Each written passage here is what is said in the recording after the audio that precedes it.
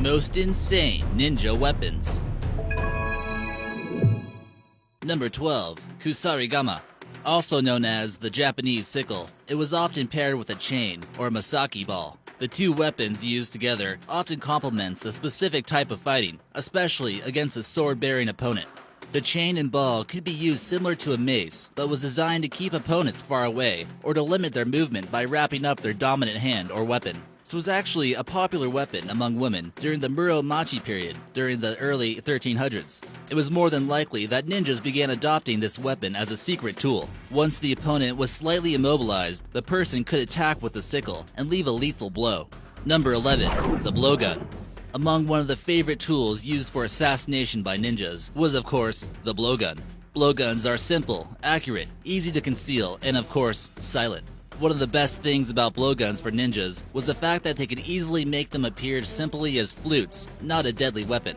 Some would pretend to be street performers and try to approach their intended target with stealth and precision.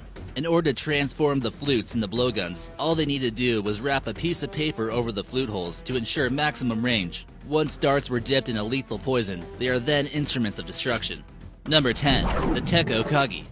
As we're about to see further in this list, ninjas had quite a few tools to fight with. Depending on the mission, they might even use the Tekko Kagi. These are much like the instruments seen on the character Wolverine from X-Men. These were 4 sharp iron bear claw-like instruments attached to a metal ring. Getting into a fight with a ninja wearing some of these must have been almost like fighting a wild animal. The claws must have surprised some of the ninja's enemies. If he was skilled enough, with the right amount of training, a ninja could easily disarm someone. These were also used as self-defense, or missions where carrying large weapons just wasn't possible. Number 9. The Metsubushi.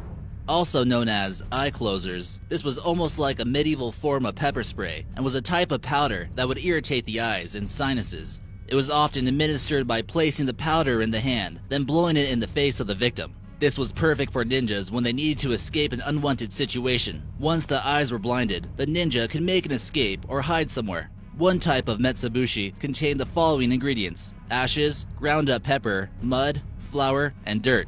For a little more damage, sometimes ninjas would add finely broken glass. Transporting this powder wasn't too difficult, but he probably looked suspicious if he wanted to carry this on an airplane somewhere. It was often kept in hollowed out eggs or bamboo sticks. Once this reached the eyes, it certainly had the potential to blind them.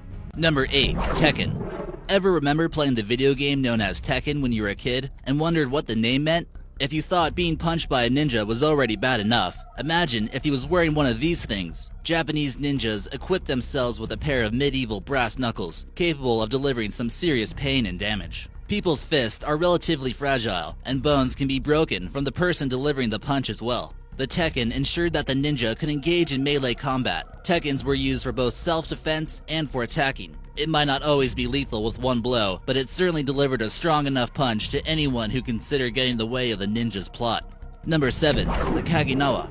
So how exactly did ninjas scale tall walls that were built to keep them out? Well, that would be with the Kaginawa, of course. It was constructed quite simply with a grappling hook at the top of a long braid of rope that would measure about 15 feet long. With ninjas using their strong muscles, they could throw the grappling hook to the top of something it could catch on and climbed up to their destination. If needed, the Kaginawa could be used as a weapon if it was swung fast enough at their enemy. The rope could certainly prove to be useful in case they needed to tie someone up. The rope could also be set up as a tripwire when they were expecting an enemy to walk through a door. Seems almost like a ninja can turn just about anything into a weapon. Number 6. The Sai. One of the favorite weapons of the Teenage Mutant Ninja Turtles, these daggers are used traditionally in Okinawa. It's a fairly simple weapon that is pointed outwards with 2 prongs projecting from the handle. This weapon has also been used in places like India, Thailand, China, Malaysia, and Indonesia. It was also used by police in Okinawa before cops had guns. They used these to arrest criminals and keep the crowds under control. Sais are lightweight and easy to handle. It's preferable to have one in each hand, and this makes it much more effective. Number 5. The Ninja Sword. While they might share some resemblance to samurai swords, ninja swords are actually quite different. Swords used by ninjas are slightly straighter and shorter than samurai katanas. The swords that were found that belonged to ninjas come from the Edo period. Other ninja swords before this time have not been discovered. Ninjas are not always going for things that look good. Normally, people want to hide the fact that they're actually a ninja. Ninjas could even use their sword somewhat like a ladder. The ninja would step on the sword, then when he's over the wall, he can pull up the sword with a strap attached to him. If the sword was curved, it might be hard to pull off this maneuver. Number 4. The Kakute. Kakutes are metal rings, and you really don't want to get slapped in the face by someone who's wearing one. These were sometimes worn by ninjas and could have anywhere from 1 to 4 metal spikes on them. Mostly worn on the middle finger, these could be easily hidden and strike an enemy when they least expected it. The spikes were also dipped in poison from time to time if the ninja decided he wanted to deliver a lethal blow. While normally, ninjas didn't like to get their hands too messy, this would more than likely cause them to get some blood on their hands. If these are used in the right way, they could damage sensitive parts of their enemy, like their eyes and ears. Just be careful next time you shake hands with a ninja. He could be wearing one of these. Number 3. The Manriki Gusari. This simple object was one of the ninja's favorite secret weapons. It's basically just a chain with 2 weights at each end. It can be used in 2 different ways. The ninja can attempt to wrap the chain around the enemy's dominant hand and keep him from attacking that way. It can also be used more offensively when they throw it at someone. If thrown into a group of enemies, it's large enough that it will likely strike 1 or 2 of the attackers, possibly immobilizing them. Or it could be used similar to a way people use flails. This is fairly similar to our next one, but not exactly the same.